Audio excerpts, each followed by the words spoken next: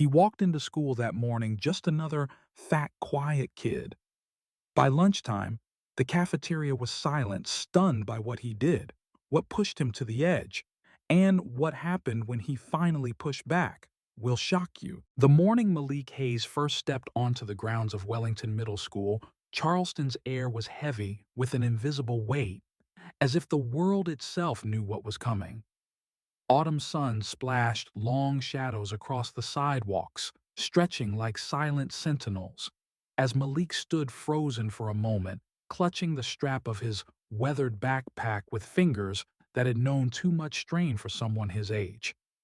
At first glance, Malik didn't look like a fighter. His frame was broad, his body shaped by years of silent battles, fought not with fists, but with resilience.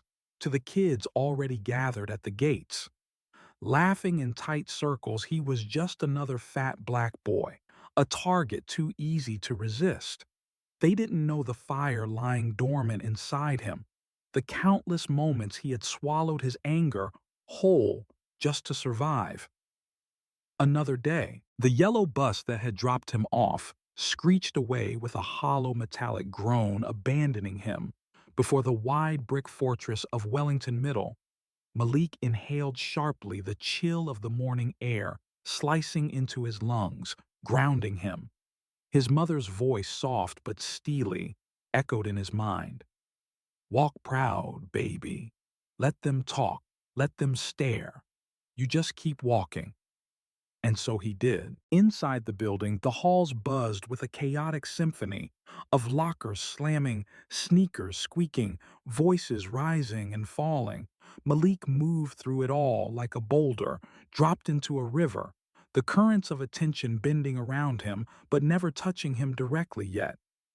Eyes lingered, some curious, some cruel. Whispers trailed behind him like oily smoke, the scent of disinfectant and fear mixed in the air. New kid, new meat. In the corner near the administrative office stood Chase Whitmore, Brandon Ellis, and Tyler Nash, three boys who wore their cruelty like a second skin.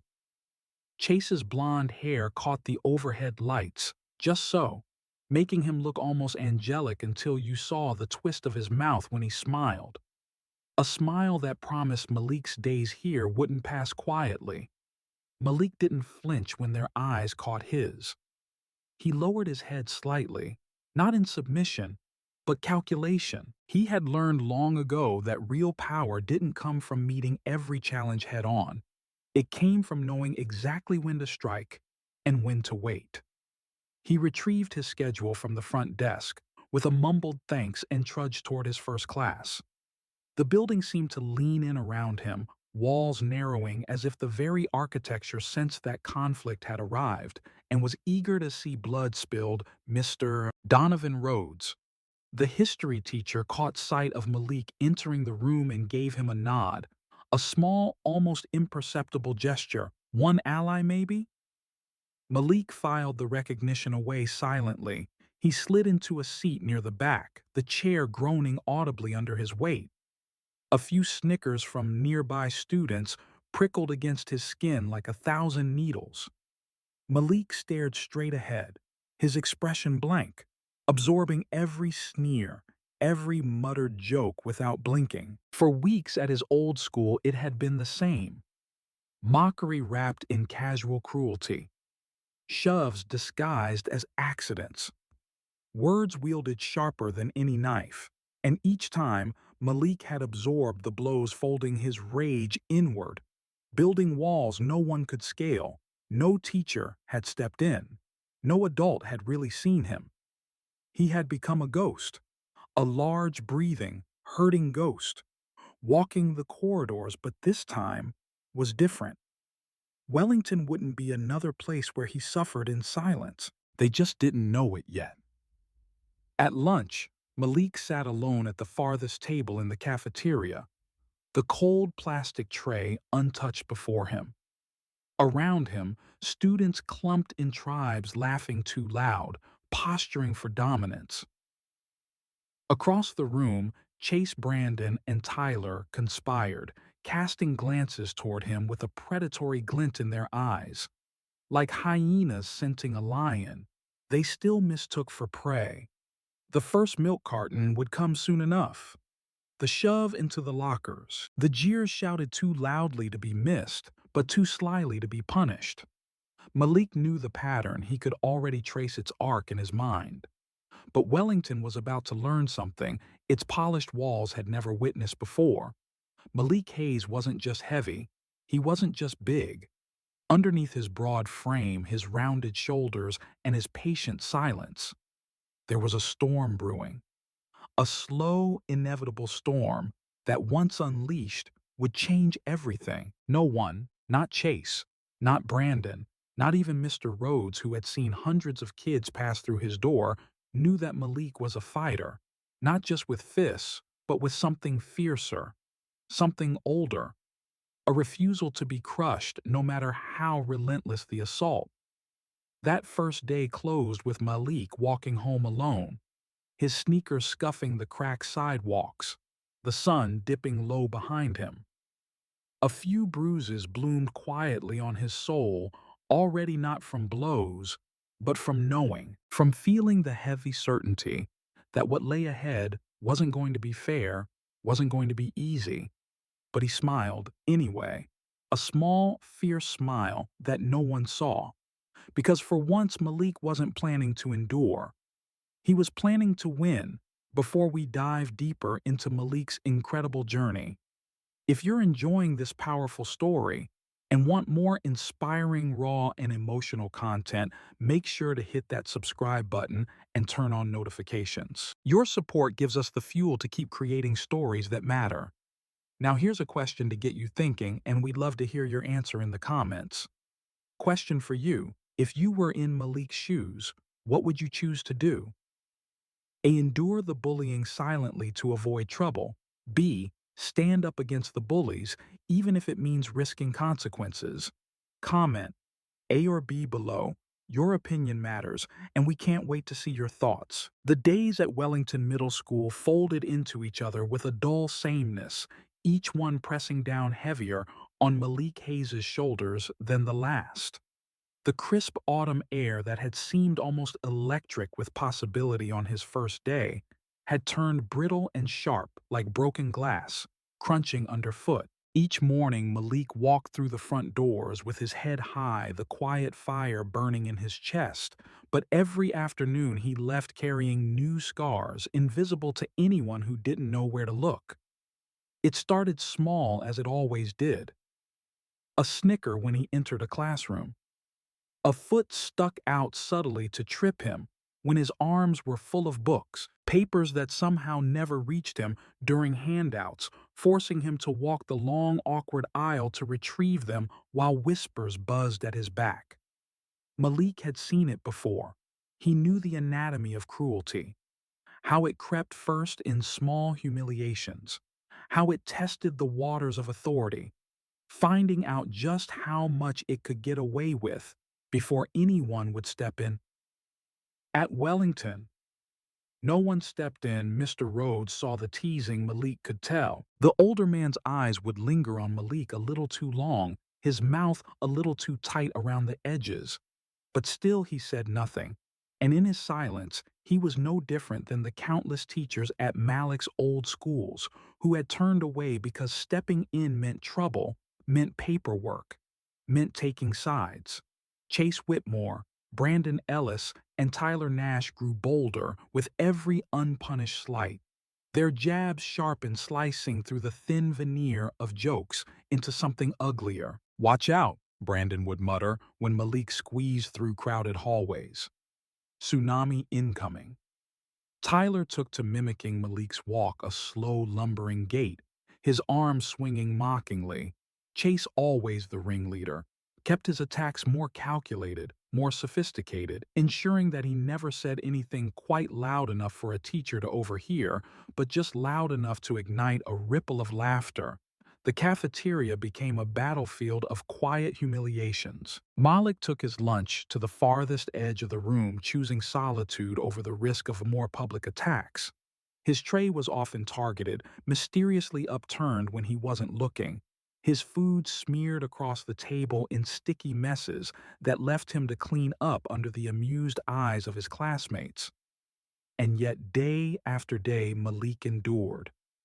He swallowed his anger, packed it into the steel core he had built inside himself. He told himself that reacting would only give them more ammunition, that if he just stayed silent long enough, they would tire of the game and move on. He recited his mother's words like a prayer. You are not what they say you are what you choose to be. But even steel erodes when battered long enough. One afternoon in November, the air outside already thick with the bite of an early winter. Chase and his crew escalated. Malik was leaving his history class, a heavy textbook tucked under one arm, when he felt it. A hard shove from behind. His books tumbled to the floor, pages scattering like wounded birds. Laughter erupted around him, loud and triumphant. Chase stood over him, grinning. Oops, he drawled, stepping on one of Malik's papers with deliberate malice. Didn't see you there, Bigfoot. The hallway froze. Students stopped and turned. Some laughed.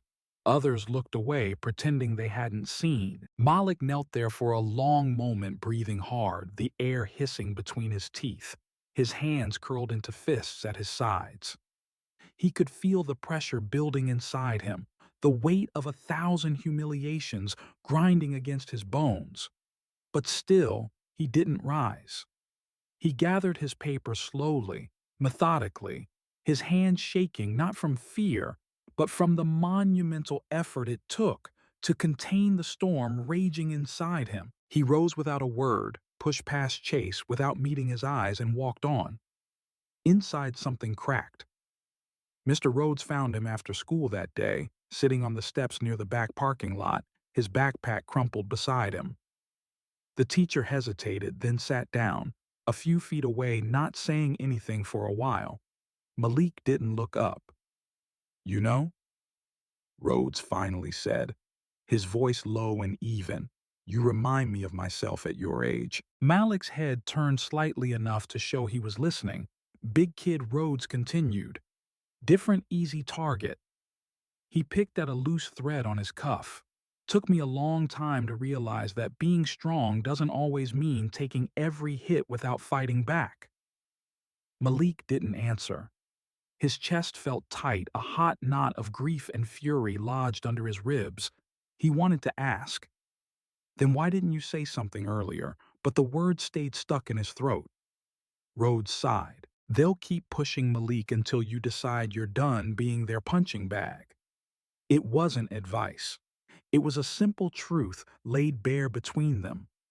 That night at home, Malik barely touched his dinner. His mother watched him quietly, her face etched with worry. She tried to hide. She didn't press him with questions. She simply refilled his plate, kissed the top of his head, and said, You're stronger than you know, baby. Don't let them write your story for you. In the darkness of his room, Malik stared at the cracked ceiling above his bed and thought about the paper crumpled under Chase's heel, the laughter ringing in his ears, the burn of humiliation under his skin. He thought about Rhodes's words, about his mother's hands calloused from years of hard work, cradling his face when he cried as a boy. He realized something he had tried to deny for too long. Surviving wasn't enough anymore. The next morning, Malik dressed slowly. He laced his shoes with deliberate care, tightened the straps on his backpack so they pulled snug against his shoulders. When he walked into Wellington, it wasn't with fear. It was with a sense of grim inevitability, the kind that warriors must have felt walking into battlefields. They knew they might not leave unchanged. In homeroom, the taunts resumed, but Malik didn't react. He let them think he was the same, let them believe that their words still reached him, but inside he was different now. Hardened, focused. By lunchtime, Chase's gang was ready to escalate again. Malik felt it like static in the air, like the heavy scent of ozone before a storm. He watched them out of the corner of his eye as he ate. Alone, felt the shifting energy of the room as they moved toward him. Today it would be something bigger. The carton of chocolate milk splashed across his tray, first soaking his sandwich and pooling in sticky puddles around his hands. Malik froze, feeling the thick wetness seep into the creases of his fingers. "Aw, sorry, Hayes," Tyler cackled. "Didn't see your giant self sitting there." Around them, laughter surged and swirled. Malik looked up slowly, meeting Chase's eyes for the first time, not with shame, not with fear, but with a quiet, simmering promise. Chase faltered just for a moment. That night, Malik lay awake, replaying every second in his mind, not out of pain, but out of calculation, measuring, weighing. Tomorrow, he decided the game would change. No more silent endurance, no more swallowing his anger. They thought they had broken him. They didn't know they had only sharpened him. The erosion of patience was over. The storm was coming. The morning sky over Charleston was a low, bruised gray, heavy with unshed rain as Malik Hayes walked through the doors of Wellington Middle School. There was something different in his stride that day. Not faster, not slower, but sharper, as if every step was carved with deliberate intention. The whispers that usually trailed him in the hallways seemed quieter now, not gone, but strained, as if the tension that had crackled all week had finally coiled itself so tightly it was ready to snap. He didn't smile. He didn't lower his head. His broad shoulders cut through the air with a weight that wasn't just physical. It was the kind of weight that demanded space, that sent instinctive ripples through any crowd. Inside the cafeteria, the usual hum of voices dulled. When he entered, Malik could feel it, a palpable shift in energy, like the air itself was pulling back in anticipation. He set his tray down at his usual isolated table, but his hands moved differently today. Not timid, not rushed. Every motion is deliberate, every breath is controlled. Across the room, Chase Whitmore noticed. He nudged Brandon and Tyler, his voice a low murmur. Malik caught the smirk curling Chase's lips. He knew what was coming, had known for days. Today was the day. Tyler stood first, sauntering toward Malik's table with exaggerated casualness. Swinging a carton of orange juice from one hand, Brandon followed, grinning wide enough to show his braces. Chase hung back for a beat, letting his soldiers do the groundwork. His blue eyes glinting with the cruelty he had honed into an art form. Tyler reached Malik's table and upended the juice onto Malik's food without warning. The liquid splattered in sticky, acidic arcs, soaking the sandwich dripping off the tray onto the table. "Oops," Tyler said, loud enough for everyone nearby to hear. A few students laughed. Some shifted uncomfortably. Most watched. Malik didn't move at first. He stared down at the ruined lunch, the bright orange spreading out like a slow, sickening bloom, his hands clenched under the table where no one could see. He looked up, straight at Chase. No hesitation, no fear, only clarity. Chase hesitated, the smirk freezing on his face for a fraction of a second. Then Malik stood. The chair scraped back against the floor with a screech that split the tension wide open. He was tall, towering even, but today it was more than his size that filled the space around him. It was something older, deeper, a storm long held at bay, now stepping fully into its power. The cafeteria seemed to hold its breath. Chase moved toward him, then pushing past Tyler, who stumbled back, startled by the sudden electric charge in the air. Chase's voice was too loud, too brittle when he said, "What's wrong? Big man? Gonna cry over a little juice." The words barely left his mouth before Malik struck. Not with wild rage, not with sloppy, flailing anger. Malik's movement was precise, controlled, terrifying in its efficiency. His hand shot out, grabbing Chase by the front of his hoodie and pulling him forward with such force that Chase's feet briefly left the ground before slamming back down.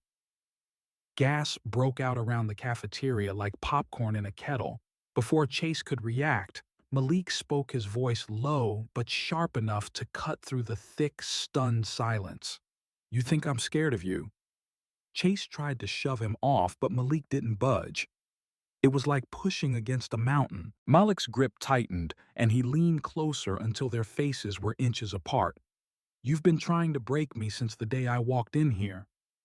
Malik said each word, dropping heavy as stone. "You think this makes you powerful? Picking at someone until they can't take it anymore?" Chase's bravado crumbled visibly under the weight of Malik's steady, burning gaze. He twisted in Malik's grip, trying to pull away, but Malik didn't let go. Not until Chase's feet stumbled, and for the first time, he looked small. Weak Malik released him with a sharp push that sent Chase staggering back against a table, his body knocking over trays and sending silverware clattering to the floor. The room exploded into noise, shouts, chairs scraping, students backing away or rushing in closer. To see Brandon lunged forward like a loyal but foolish dog, Malik saw it coming. He sidestepped cleanly, catching Brandon's outstretched arm and twisting it behind his back in a quick, brutal motion that dropped him to his knees with a yelp of pain. Tyler hesitated, caught between his cowardice and the peer pressure burning holes into his back. Malik released Brandon with a hard shove, sending him sprawling on the floor. Then he turned his back on them. Turned his back because he had already won. He didn't need to pound them into the tiles. He didn't need to roar, or rage, or lift another hand. They had already lost the moment they realized he wasn't their victim anymore. A voice rang out from across the cafeteria, Mr. Rhodes sprinting toward the scene, his face pale and drawn. "Enough!" Teachers flooded the room, pulling Brandon and Chase to their feet, shouting orders that most of the students ignored in their scramble to back away. Malik stood still, breathing hard, but steady as Mr. Rhodes reached him. "Malik," Rhodes said, and there was no anger in his voice, only a fierce urgency. "Come with me." Malik didn't argue. He didn't resist. He walked beside Rhodes, feeling a strange, almost electric stillness settle inside him. In the main office, as he sat waiting, Malik could hear the storm brewing behind the closed doors. Principal Carver shouting over the phone. Brandon and Chase's parents already called, already stirring their righteous outrage. Rhodes sat down beside him. He looked at Malik for a long moment before speaking. "You did what you had to do," he said quietly. Malik stared ahead, hands clasped tightly in his lap. "You didn't lose control," Rhodes added. "You reclaimed it." Malik said nothing. He didn't trust his voice not to shake. Inside him the storm had shifted. It no longer raged outward. It burned inward now, a steady furnace of resolve. After what felt like hours, Principal Carver summoned him into her office. She wasn't smiling, but she wasn't scowling either. Her face was tight, unreadable. "Malik?" she said, steepling her fingers on the desk. "This situation is complicated." He nodded once. "There will be consequences," she said, "but not just for you." She explained what would happen: a temporary suspension while they sorted through the accounts, an investigation, statements from students, teachers, security footage. Malik listened, absorbing it all with a quiet he hadn't known he possessed. As he stood to leave, Carver said, "Malik." He paused. "You deserve to be safe here. We failed you. I'm sorry." The words landed heavy, not because he hadn't wanted to hear them, but because he had long ago stopped expecting to. When he walked out of that office, the students gathered in the hallways parted for him. Not out of fear, not exactly. It was something different now. Recognition, maybe? A reluctant, dawning respect. At the curb, his mother's car waited. When he slid into the passenger seat, she reached out and gently took his hand in hers. "You okay?" she asked. Malik squeezed her fingers once. "I will be," he said. And he meant it. The storm had broken. But Malik Hayes was just getting started. The tension inside Wellington Middle School didn't explode outward after the cafeteria confrontation, it imploded, swallowing itself in heavy, suffocating silence. If Malik Hayes had thought the worst was over when he walked out of Principal Carver's office, he quickly realized the real battle wasn't fought in front of crowds. It raged behind closed doors where decisions were made without witnesses, and power twisted its fingers into the narrative. The Monday after the fight, Malik returned to school under the careful gaze of hundreds. Whispers skirted the edges of every hallway he walked. Some students stared openly. Others dropped their eyes when he caught them. The story had already mutated a dozen different ways in the telling. To some, Malik was the aggressor. To others, the hero. Truth, as always, was tangled. Somewhere in between, Principal Carver called for a formal hearing, one that would determine Malik's fate at Wellington. The notice sent a fresh chill through the school's veins. Students speculate wildly. Teachers exchange nervous glances, and Malik could feel the building tightening around him again, trying to squeeze him into a version of himself that made everyone else more comfortable. The night before the hearing, Malik sat at the kitchen table with his mother, Cassandra Hayes. Her face was lit only by the warm, flickering light of a candle on the counter.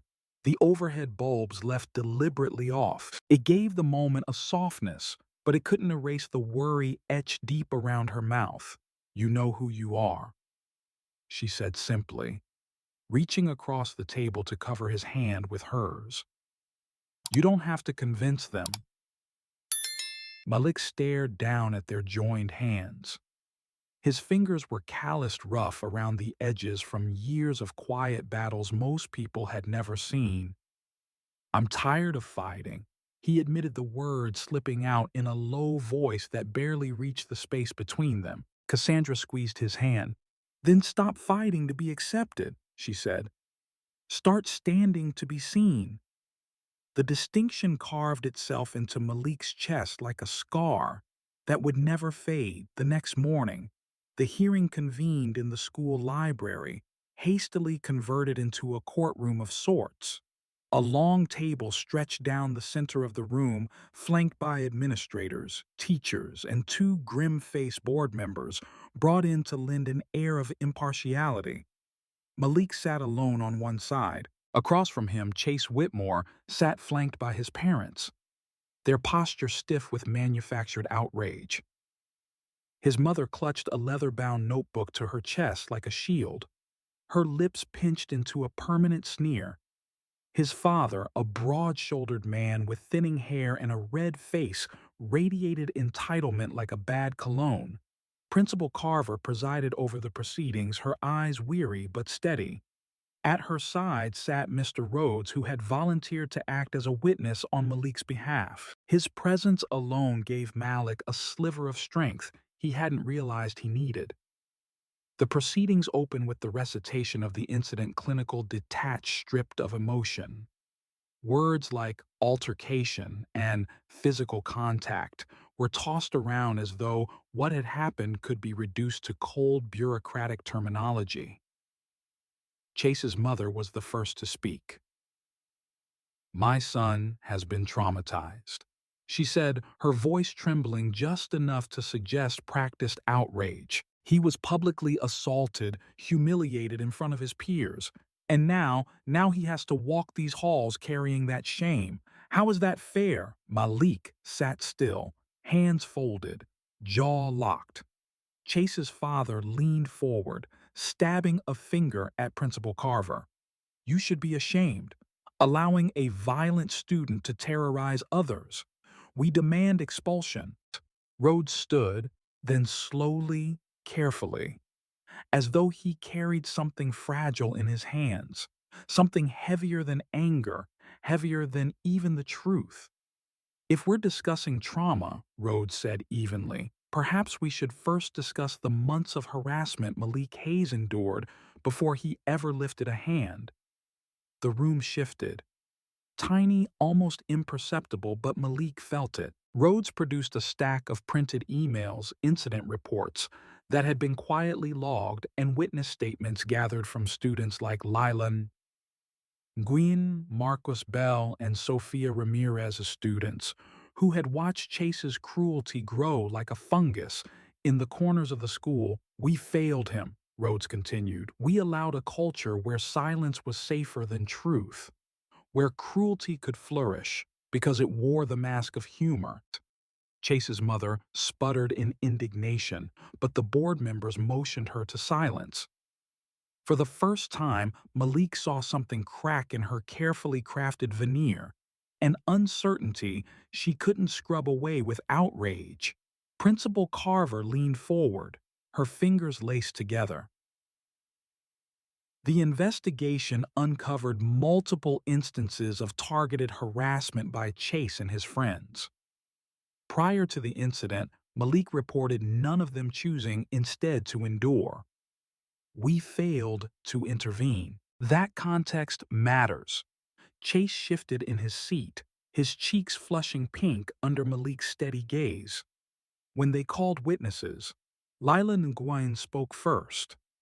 Her voice shook at first but grew steadier as she detailed the taunts, the spilled drinks, the pushed chairs, each small cruelty that had added up until Malik had no ground left to stand on without fighting for it. Marcus Bell followed his account, firm, filled with dates and moments he could no longer pretend hadn't happened. One by one, the picture came into sharp, undeniable focus. By the time Sofia Ramirez finished recounting how Chase had bragged about the show he was going to put on in the cafeteria, even the board members had exchanged glances heavy with meaning. Malik never spoke. He didn't have to. The truth spoke louder than any defense he could have offered. When Principal Carver closed the hearing, promising a decision within the day, Malik walked out with his head high but his stomach knotted so tight it was hard to breathe. Outside the library, the sky had finally split open. Rain pounded the sidewalk in furious sheets, drenching him to the skin before he even reached the parking lot. He didn't run. He let the rain soak into him, chilling him to the bone, washing away the static that had built up under his skin for weeks. Inside the car, Cassandra handed him a towel without a word. He dried his face and stared out the window at the blurred world beyond. "I don't know if I won," he said finally. Voice rough. "You didn't come to win," Cassandra said gently.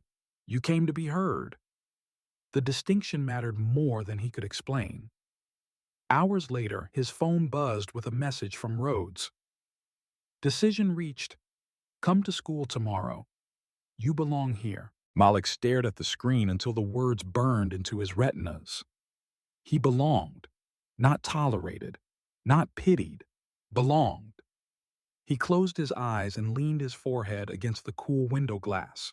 Tomorrow would come, and Malik Hayes would meet it standing tall. The morning air felt sharper the next day, as if the world itself had been scrubbed clean by the night's relentless rain.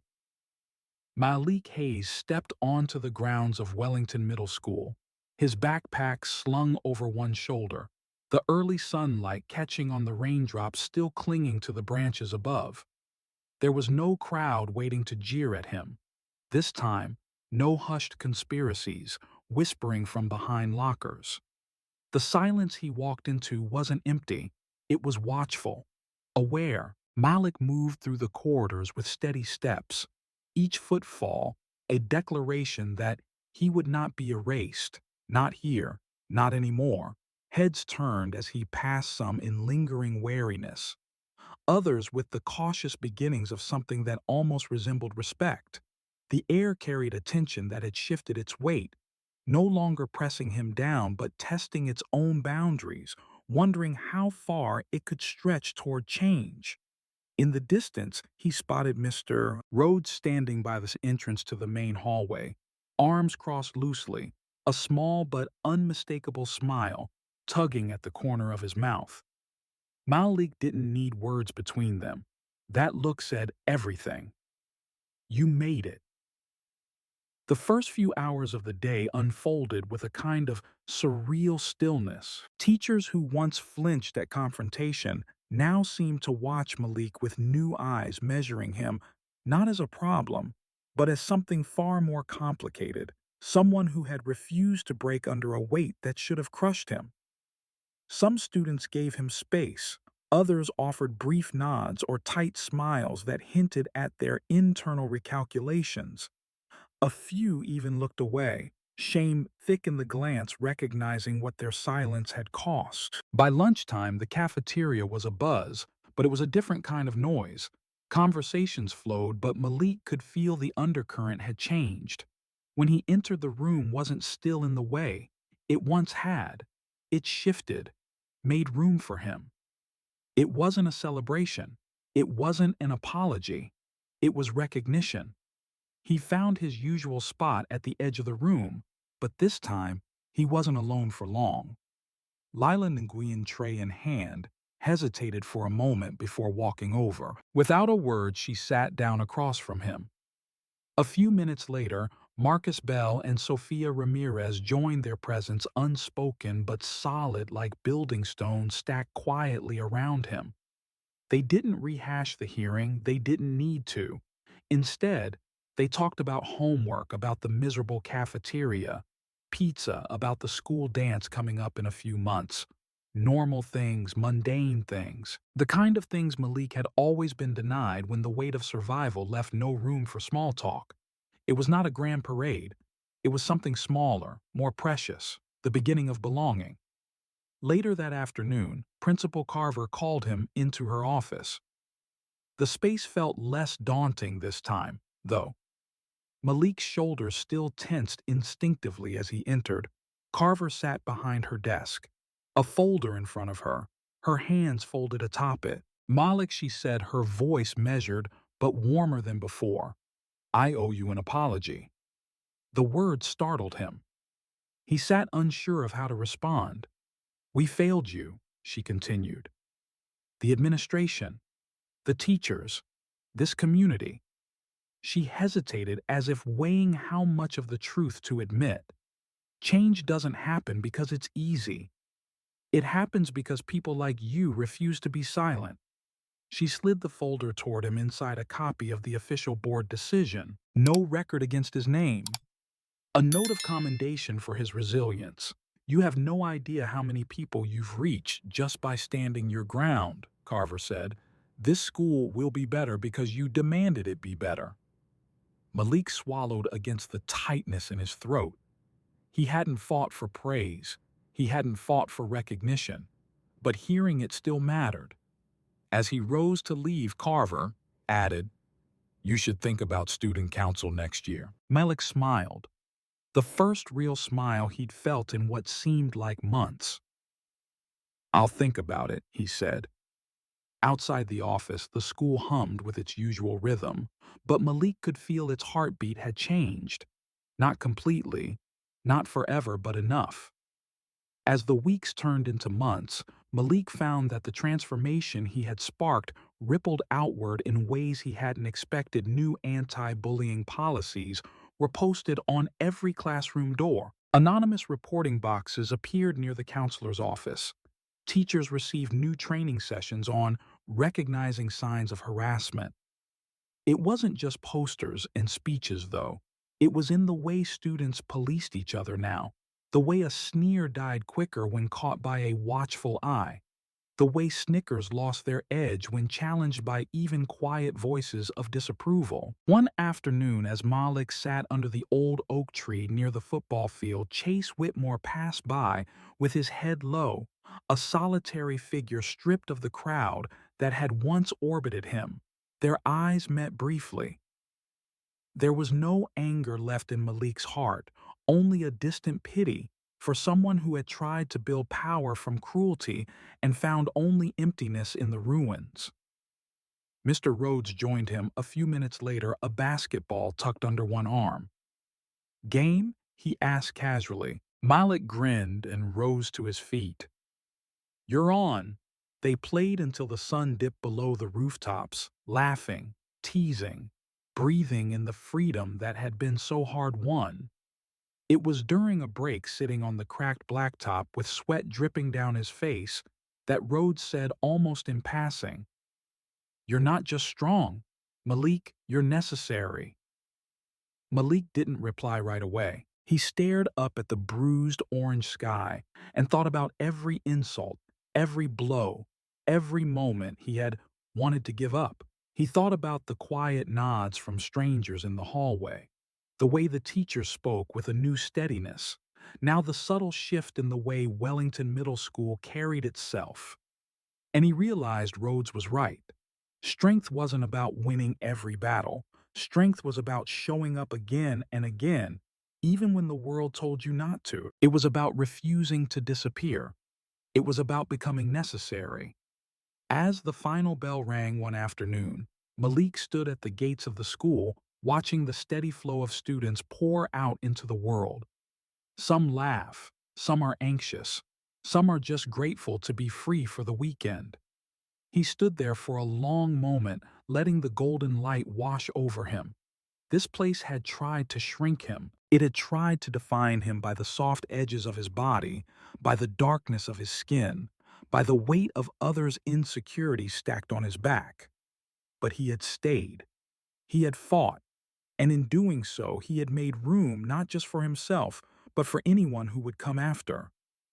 Malik Hayes turned from the gates and walked forward, not away from Wellington Middle School, but beyond it, beyond the battlefield it had once been, into something larger, something lasting, something his own. When Malik Hayes first stepped through the doors of Fairmont Academy, carrying the weight of hope stitched into every fiber of his worn backpack, he could never have imagined the battle that awaited him in a world where he already stood out for his size, his skin, his very presence. Malik was marked before he ever spoke a word. What unfolded over those relentless weeks was not just the story of bullying. It was not merely a clash of students or a simple narrative of cruelty. No, it was something far deeper. The slow grinding test of a boy's spirit, a boy who the world tried to shrink to, ridicule, to erase, and the extraordinary power he summoned from within when it mattered most. The bruises Malik received were not physical, at least not at first. They were invisible bruises, whispered laughter, sidelong glances, jokes that pierced deeper than fists ever could. Corey Dunn and his gang, the shining stars of the school's social galaxy, made it their daily sport to whittle away at Malik's dignity piece by cruel piece. And for a time, Malik bore it all in silence, not out of weakness, but out of strength, out of a belief passed down from his mother and grandfather that endurance was nobler than retaliation. But every soul has a breaking point. Patience, while a virtue, can become a burden too heavy to bear when mercy is met with mockery and restraint is mistaken for permission. The day Malik rose, drenched in humiliation, cornered beneath the crushing tide of public ridicule, he didn't explode like a boy in a rage. He awakened like a force of nature that had been patient for far too long. His retaliation was not senseless violence. It was the culmination of every moment of silent suffering sharpened into precision and self-respect. It was a roar from the depths of a soul that refused to be broken. When Malik stood his ground in that cafeteria, confronting Corey Dunn, not with the wildness of rage, but with the cold clarity of justice, something extraordinary happened. The invisible chains that had wrapped around him forged by every cruel whisper, every mocking glance shattered, and in their place, a new narrative began to write itself. One not of shame, but of pride. Yet Malik's true victory wasn't measured by the few punches thrown or the gasps of a stunned audience. His victory was what followed the shifting of perceptions, the quiet reevaluation happening in the eyes of his peers, and the slow, steady dismantling of the false idols who had once ruled Fairmont Academy with cruelty disguised as charisma. The storm Malik endured didn't end with the confrontation. Behind closed doors in shadowed offices and whispered meetings, the real battle raged on. Powerful families tried to twist the narrative, painting Malik as the villain in a desperate attempt to protect their own. But for every lie they spun, the truth gained strength. Witnesses who once stayed silent found their voices. Teachers who had once looked away chose to stand firm. And Malik, though battered by the injustice, never allowed bitterness to define him. He understood something most people take a lifetime to learn, that dignity is not something others grant you. It is something you claim and defend, even when the world demands your silence. By the time the final ruling came down, clearing Malik's name and holding his tormentors accountable, the victory he had earned went beyond the formalities of school records and administrative decisions. Malik had changed the very air around him. He had forced those who had once laughed at him to confront their own complicity. He had inspired others who might have remained in the shadows to find the courage to step forward. And most importantly, Malik had proven to himself that no matter how heavy the world became, he could carry it, and carry it with honor. The larger lesson. Malik's story is not unique in its cruelty, but it is rare in its resolution. Every day there are countless Maliks walking through hallways, sitting in cafeterias trying to shrink themselves to avoid becoming targets. Too often the world asks those who suffer to bear the burden silently. Too often we applaud those who endure while excusing those who cause the pain. But Malik's story teaches us a vital truth. Endurance is not passive. True endurance demands bravery. It demands that we recognize when silence becomes complicity. It demands that we rise when the world expects us to crumble. His story reminds us that resilience is not about absorbing endless blows without complaint. It's about knowing when to say, enough. It's about knowing that your worth is not determined by the eyes of those who seek to diminish you. It's about choosing to stand even when you stand alone. How we apply this lesson today. In today's world, injustice wears many masks. Sometimes it's loud and obvious, but more often it's quiet and insidious. It creeps into our workplaces, our schools, our friendships. It thrives in the spaces where good people choose comfort over confrontation. Malik's journey challenges each of us to ask, when we witness cruelty, do we look away or do we speak? When we see someone being isolated, do we stay silent or do we step toward them? It challenges us to rethink what strength looks like. Strength is not dominance. Strength is compassion fortified with courage. It is dignity refusing to bow to cruelty. It is standing firm, not because it is easy, but because it is necessary. Malik Hayes, a boy whom the world thought it could mock into submission, became a mirror, showing all of us who we are and who we could be if only we chose courage over cowardice. His story is our call to action. Whether you're a student, a parent, a leader, or simply someone moving through this complicated world, the lesson is the same. Defend your dignity. Defend the dignity of others. Refuse to be part of a world that demands the suffering of some so that others can feel powerful. And when the moment comes, as it always does, when you must choose between silence and action, between complicity and courage, remember Malik Hayes. Remember that strength. Real strength lives in standing tall even when you're shaking. Remember that the smallest act of courage can shatter the tallest walls of cruelty. Remember that change always starts with one person deciding that they will no longer bend. Be that person. Now here's a reflection question for you to think about. If you saw someone being bullied the way Malik was, what would you do?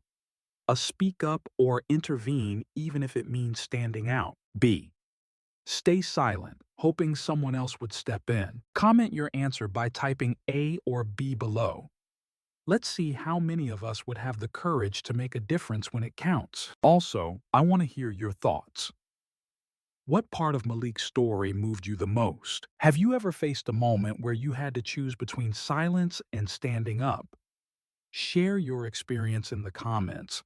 Your voice might inspire someone else who needs to hear it. If you found Malik's story powerful and inspiring, please consider subscribing to the channel. Your support helps us continue creating meaningful content that speaks to real struggles and real victories. And if you'd like to help us even more, we humbly invite you to donate. Every contribution, big or small, goes directly toward producing high-quality videos that can touch, heal, and empower people all over the world. Starting out is never easy, and every bit of support keeps this mission alive. Thank you for being part of this journey. Together, we are building not just a channel, but a community, a place where every story matters.